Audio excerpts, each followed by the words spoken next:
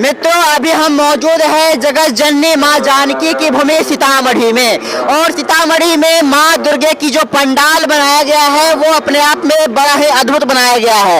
आप देख सकते हैं लिखा हुआ है ज्ञानवापी शिवलिंग। जी हाँ मित्रों, आज से 2-3 महीने पहले ज्ञानवापी शिवलिंग को लेकर के काफी कुछ चल रहा था और इसकी चर्चा देश से लेकर विदेश तक हो रही थी। इसी चीज को लेकर माँ जानकी की नगरी सीतामढ़ी में इसका स्वरूप दिया गया है पंडाल के रूप में। हमारे साथ यहाँ के सदस्य हैं, अध्यक्ष हैं, तमाम लोग मौजूद हैं, उनसे हम बात करेंगे और जानने की कोशिश करेंगे ज्ञानवापी शिवलिंग के स्वरूप के पीछे जो पंडाल का रूप दिया गया है इसका क्या वजह है। सबसे पहले आपका हम नाम जानना चाहेंगे। गोपाल कुमार।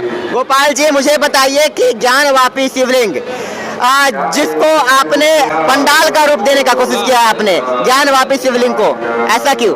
अभी 6 महीना पहले कुछ दिन पहले बनारस में जो इस शिवलिंग का उद्भेदन हुआ, और हम हिंदुओं का आस्था है शिवलिंग, महादेव, हर हर महादेव। और जब हम लोग पूजा करने का विचार किए तो सोचे कुछ नया होना चाहिए। कोर्ट से भी पूजा करने का आदेश मिल गया था, तो कुछ नया हो, इसलिए हम अपनी संस्था का सभी सदस्यों का विचार हुआ कि शिवलिंग ही बनाया जाए और शिवलिंग बनाए। क्या है आप यहाँ के? हम पारस कुमार हुए, कोषाध्यक्ष भवानीपुर समिति के। अच्छा, ये जो संस्था है, संस्था के आप कोषाध्यक्ष है। मुझे बताए भाई साहब, आपकी ये जो आपने ज्ञानवापी शिवलिंग को पंडाल के रूप में स्वरूप देने का कोशिश किया है, क्या वजह है, इसके पीछे की क्या मैसेज है? सबसे पहले तो यह जो शिवलिंग बाबा भोले बाबा का हमने एक स्वरूप दिया है, यह किसी का ठेस पहुंचाने का मेरा अथी नहीं है, ये तो बाबा भोलेनाथ का है, इसलिए हमने ठेस किसको पहुंचेगा? किसी भी समुदाय का नहीं, किसी भी समुदाय को तकलीफ नहीं होना चाहिए कि ज्ञानवापी का हमने अथी नाम दिया।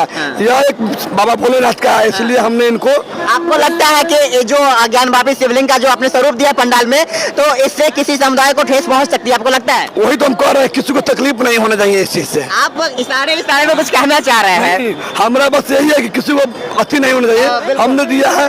और हम यही कह रहे हैं कि जो माँ भवानीपुर समिति स्थापित 1980 से हो रही है, पूरे समाज का सहयोग से। अच्छा, एक चीज बताइए, यह जो ज्ञानवापी शिवलिंग वाला जो मुद्दा है वह कोर्ट में है और आपने इसको पंडाल का स्वरूप दिया है। कोर्ट को तो आदेश मिला है ना वह पूजा करने का। आप क्या मानते हैं कि मतलब हिंदू पक्ष में आ गया फैसला? वो फैसला लाना ही है हिंदू पक्ष में। है फैसला तो आइए गया, जब पूजा करने का फैसला आ गया तो फिर सोचना क्या है इसमें? कितना लागत इसमें लगा है टेंट में, पंडाल में? खर्च लगभग आ जाएगा 25-30 लाख रुपया। 25 से 30 लाख रुपया। आप देख सकते हैं मित्रों, 25 से 30 लाख रुपए इस पंडाल पे खर्च किया गया है। ज्ञानवापी शिवलिंग का स्वरूप दिया गया है। कितने कारीगर लगे थे इसमें? 30 कारीगर। 1.5 महीने से 30 कारीगर लगा हुआ था। यह आइडिया कहाँ से आया? पहली बार हम हिंदुओं का आइडिया कहाँ से आएगा? जिस अति से जुड़े हुए हैं सनातन धर्म से, वहीं से आइडिया आएगा ना। कहाँ से आइडिया आया कोषाध्यक्ष साहब? कहाँ से आइडिया आया? वो तो बाबा भोलेनाथ का मन हुआ कि हर साल तो महल वो बनता ही है, इस बार बाबा भोलेनाथ का ही स्वरूप बना दिया जाए, बस यही है। और यहाँ जो था ना, जो अंदर घुसकर माता का दर्शन कर सकते हैं, बाहर से शिवलिंग का, महादेव का दर्शन कीजिए, दोनों चीज का दर्शन हो रहा है। और इसको 2 रूप दिया गया है, एक ज्ञानवापी शिवलिंग जो हमारे आराध्य हैं, जिनको हम पूजते हैं, और दूसरा माँ भगवती का है। तो यहाँ दोनों को रूप दिया गया है। यहाँ लोग दोनों आते हैं, बहुत दूर दूर से आते हैं, माँ भगवती का भी आराधना करते हैं और बाबा को भोलेनाथ का भी ज्ञानवापी जो शिवलिंग प्रकट हुए उनका भी नजारा इनको देखने को मिलेगा। तो यह अपने आप में बड़ा ही अद्भुत है। पूरे भारत में यह चर्चा का विषय था ज्ञानवापी शिवलिंग। यह मुद्दा अभी हालांकि कोर्ट में है, लेकिन बड़ा ही दिलचस्प मुद्दा है और इस मुद्दे पे जो जिस तरह से इन्होंने मैसेज देने का काम किया है वो बड़ा ही अद्भुत है। तो 25 से 30 लाख रुपए आप लोगों ने इस पे खर्च किया है। कहाँ से कारीगर मंगवाए थे?